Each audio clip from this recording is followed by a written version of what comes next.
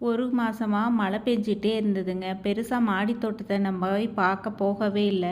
அதனால் செடி ஒவ்வொரு தொட்டியிலையும் அத்தனையும் புல்லா மூடி போச்சுங்க. செடி இருக்கிறதே தெரியல. அந்த அளவுக்கு ரொம்ப மோசமா புல்லு வளர்ந்துருச்சு.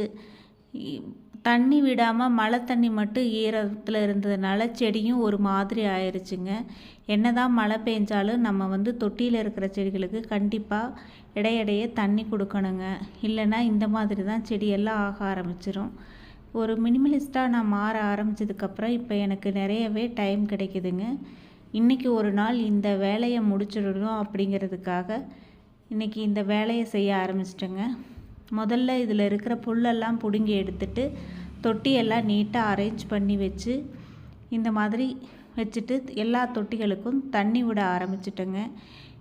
இன்னையிலேருந்து ஒரு 15 நாளில் பாருங்கள், இந்த தொட்டிகளுக்கு காய்கறி வேஸ்ட்டு, அதில் வர காய்கறி வேஸ்ட்டெல்லாம் ஊற வச்சு அந்த தண்ணியெல்லாம் எடுத்து இந்த செடிகளுக்கு கொடுத்தோம்னா ரொம்பவே சூப்பராக பூத்து காய்க்க ஆரம்பிச்சிருங்க.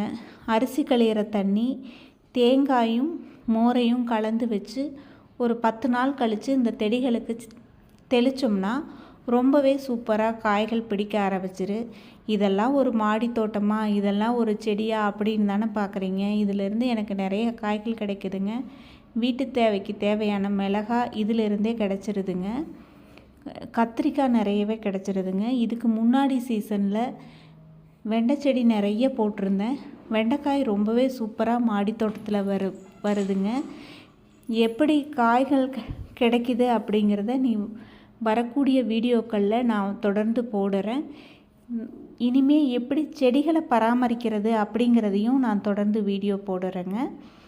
மாடி தோட்டம் அப்படிங்கிறது ஒன்றும் ரொம்ப பெரிய வேலையெல்லாம் கிடையாது.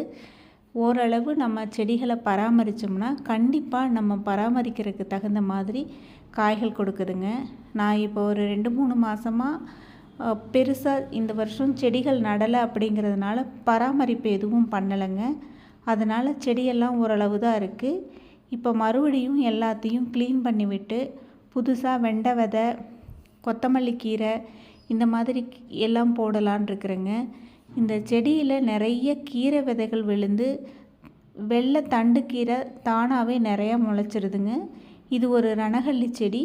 ஒரே ஒரு இலை மட்டும் இருந்தது இந்த தொட்டியில். அதிலிருந்து ஒரு சூப்பராக செடி வளர்ந்து வந்துருச்சுங்க. இந்த மாதிரி ஒவ்வொரு செடியும் ஒரு தடவை விதை போட்டோம்னா மாடி தோட்டங்கிறதுனால அந்த மண் தொட்டியை விட்டு எங்கேயும் போகாதனால இருக்கிற செடியெல்லாம் ரொம்பவே சூப்பராக வந்துடுதுங்க. இது எனக்கு கீழே வாசலில் இருக்கிற தோட்டம். முன்னாடியெல்லாம் மரம், நிறைய கொடிகள் அப்படின்னு பார்க்குறக்கே கண்ணா பின்னான்னு இருந்ததுங்க. இப்போ ஓரளவு அதையெல்லாம் நீட் பண்ணிட்டேன். என்னோடய வேலைகளும் குறைஞ்சிருச்சு. நான் இப்போ புதுசாக எந்த செடிகளும் நட ட்ரை பண்ணுறதில்லைங்க. இருக்கிற செடிகளையே குறைச்சி ரொம்பவே ஈஸியாக வேலைக்கு செய்கிற மாதிரி பண்ணிகிட்ருக்குறேங்க. இதனால் எனக்கு நிறைய டைம் சேவ் ஆகுது. என்னோடய தோட்டமும் பார்க்கவே அழகாக இருக்குது. என்னோடய மாடி தோட்டம், வீட்டு தோட்டம் எல்லாம் பிடிச்சிருந்ததுன்னா என்னோடய சேனலை சப்ஸ்கிரைப் பண்ணி எனக்கு சப்போர்ட் பண்ணுங்கள். தேங்க்ஸ் ஃபார் வாட்சிங். உங்களுக்கும் தோட்டம் அமைக்கிறதுல விருப்பம் இருந்ததுன்னா என்னோடய வீடியோக்களை தொடர்ந்து பாருங்கள். வீடியோ பிடிச்சிருந்தா லைக் பண்ணி ஷேர் பண்ணி சப்ஸ்கிரைப் பண்ணுங்கள். தேங்க்யூ.